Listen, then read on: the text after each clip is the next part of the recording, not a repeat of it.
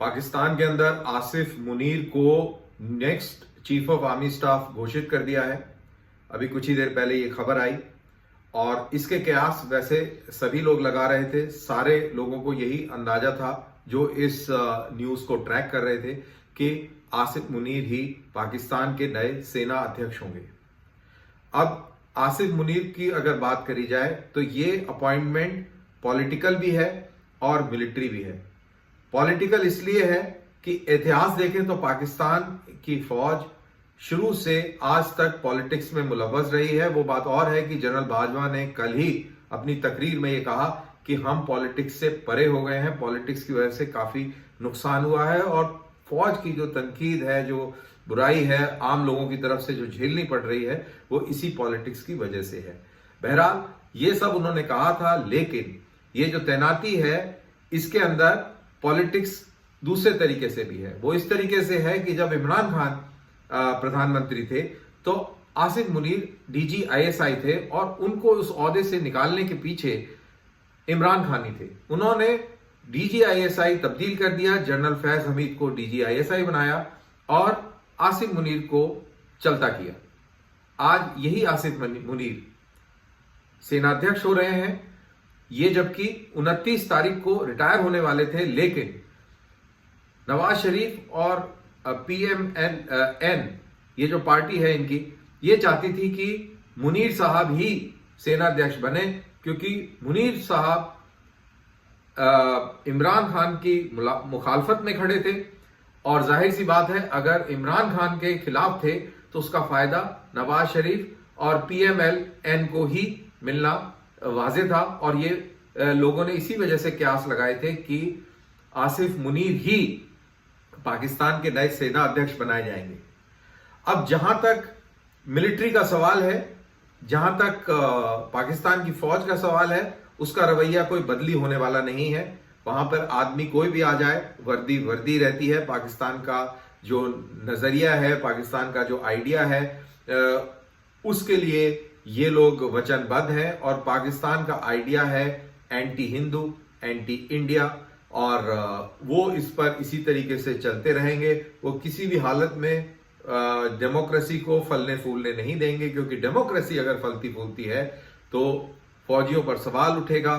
फौजियों को इतनी बेइंतहाशा जो बजट एलोकेशन होता है, तकरीबन I think 37% of the budget is allocated to defence, उस पे लोग सवाल उठाएंगे। और बहुत सारी इनकी जो पॉलिसीज हैं अफगानिस्तान को लेकर, ईरान को लेकर और इंडिया को लेकर, उसके ऊपर भी डिबेट डिस्कशन होगा।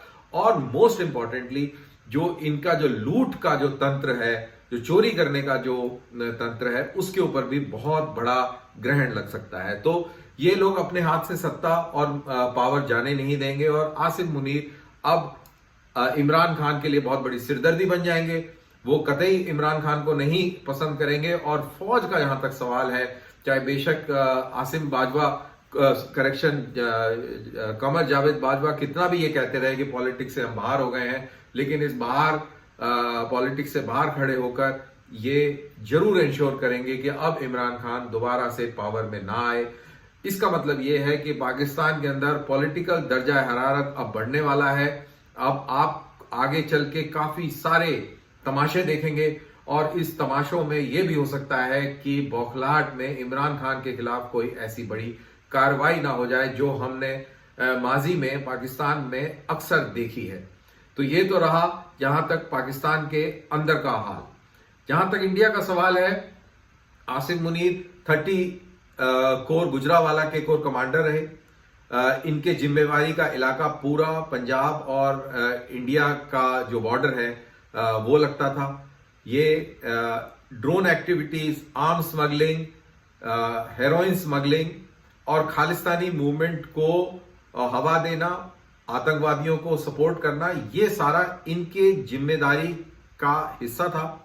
और अभी ये जिम्मेदारी का हिस्सा और इसका तजुर्बा लेकर वो अब चीफ ऑफ आर्मी स्टाफ बनने जा रहे हैं। साथ के साथ हमें ये भी नहीं भूलना चाहिए कि वो डीजी आईएसआई भी रहे हैं, यानी कि उनके पास वो भी तजुर्बा है जिससे वो बड़े पैमाने पर भारत के खिलाफ आतंकवादी घटनाएं करते रहे हैं और वो पूरा तंत्र भी वो बहुत बखूबी समझते हैं। That is to do with training camps of Kashmiri and Muslim jihadi forces, चाहे वो इंडिया में ऑपरेट करें, चाहे वो अफगानिस्तान में या कहीं भी दुनिया में ऑपरेट करें। इन सब की जो सरबराही है वो आईएसआई करता है और आईएसआई के चीफ भी रह चुके हैं। तो यानी कि जहां तक इंडिया का सवाल है, हमको बहुत अलर्ट रहना पड़ेगा। और ये भी सुनने में आया है कि बहुत ही रिलीजियसली इंक्लाइंड है। मेरा ये अपना मानना है कि जो भी रिलीजियसली इंक्लाइंड पाकिस्तान का चीफ रहा है वो इंडिया से हमेशा डर के रहा है। इसका क्या कारण हो सकता है ये मैं नहीं कह सकता। जनरल जिया, आपको याद होगा कि जब इंडिया ने ब्रास टैक्स एक्सरसाइज मात्र की थी तो जनरल जिया घबरा गए थे। और जनरल जिया एक बड़ी फेमस क्रिकेट डिप्लोमेसी के नाम से जाना जाता है कि जनरल जिया जहाज पकड़कर जयपुर पहुंचे और राजीव गांधी के साथ उन्होंने इंडिया पाकिस्तान का मैच देखा। और जो टेंशन उनको लग रहा था कि वेस्टर्न ईस्टर्न बॉर्डर पर डेवलप हो रहा है भारत के साथ में, उसको उन्होंने ईज आउट किया। तो ये रिलीजियस माइंडेड थे। लेकिन जो बाकी जनरल रहे हैं, चाहे वो अयूब खान हो, याया खान हो, या फिर मुशर्रफ हो, या अभी बाजवा साहब हो, ये सारे के सारे इतने ज्यादा रिलीजियस नहीं थे। ये विस्की ड्रिंकिंग जर्नल्स कहा जाता है, ये सब शराब पीने वाले जर्नल हैं। और ये लोग हमारे लिए ज्यादा परेशानी का सबब रहे हैं। तो मैं ये मानता हूं कि अगर ये रिलीजियस आदमी है तो ये शायद जनरल जिया की तरह डर के रहेगा और मुशर्रफ, याया या अयूब खान की तरह बेवकूफियां नहीं करेगा। नहीं तो नुकसान खैर आखिर में इन्हीं लोगों का होगा। तो मुझे दीजिए इस एनालिसिस के बाद इजाजत। फिर मुलाकात करते हैं किसी नए वीडियो के साथ। जय हिंद।